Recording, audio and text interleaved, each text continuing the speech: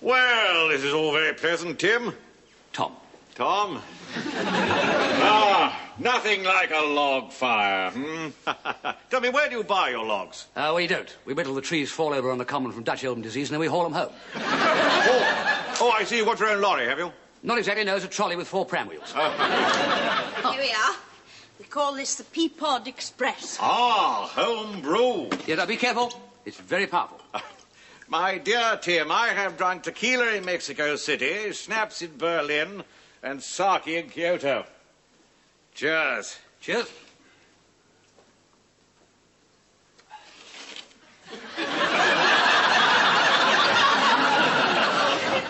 My God! Told you. Well, now, you may have thought this was a social gathering, but, in fact, I do have an ulterior motive. I know. You want me to give Jerry his job back? Yes, all right, I do. Why should I? I'll tell you. But first of all, let me say this. You're not a fool, and I'm not going to treat you like one. I'm not going to waste time going all round the houses to try and find some infinitely subtle way to influence your decision.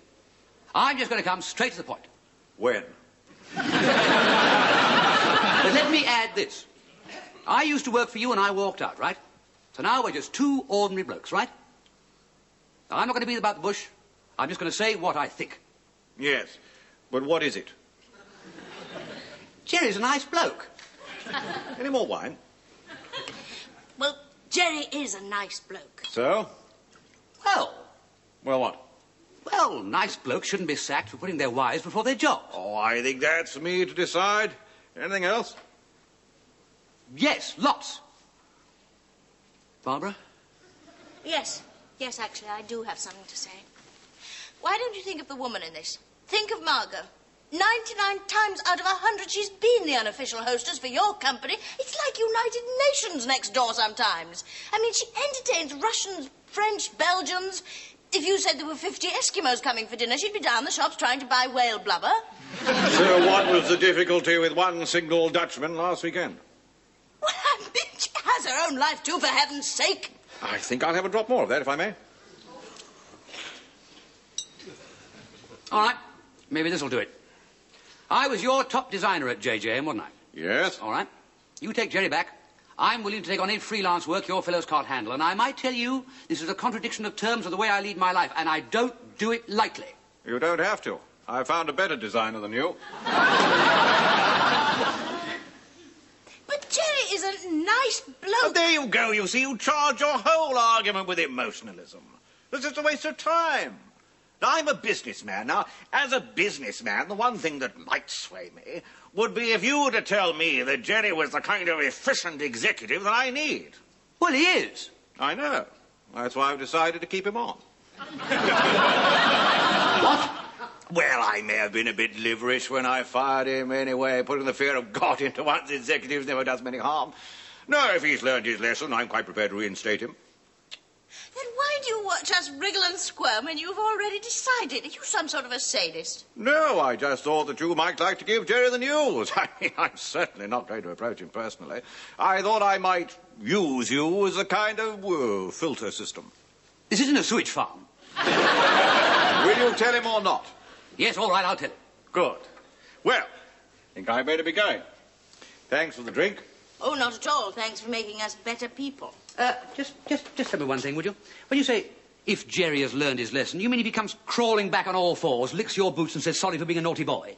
Yes, I suppose I do in so many words. And just what the hell do you give him back in exchange? 18,000 a year, an expense account and a company car. Good night. No, James, no, it's not that I particularly want to leave JJM. No, just that one likes to keep the old ear to the ground, you know. What? Oh, you've heard. Yes. Yes, well, all right, James, put it like that. Yes, I do want a job. No. No, of course not. No, well, it's just a thought. Well, I'll see you around sometime, James. Yeah, and to Margaret. Yes, you must both... I do hope you get dysentery soon, James. Well, so much for James and Maggie Preston. At least we won't have to listen to any more of those interminable stories about her womb. I'm beginning to realise what it must have been like to have the plague. Yes. Even that social climber Veronica Naismith cut me dead in the hairdresser's today. I hope you cut her back. I certainly did. Her auburn rinse is no longer a secret in Surbiton. You know, Tom and Barbara are the only real friends we've got. I'm beginning to see that.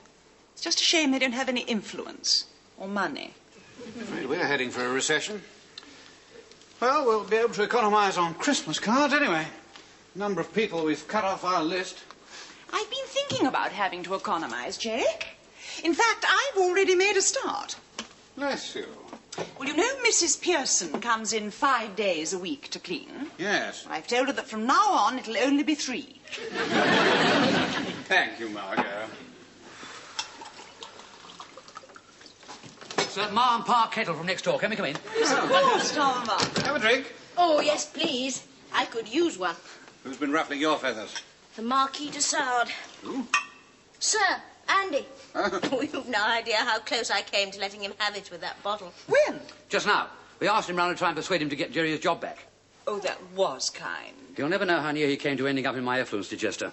Oh, don't mind, Tom. Thanks for trying anyway. Oh, you can have your job back any time you like.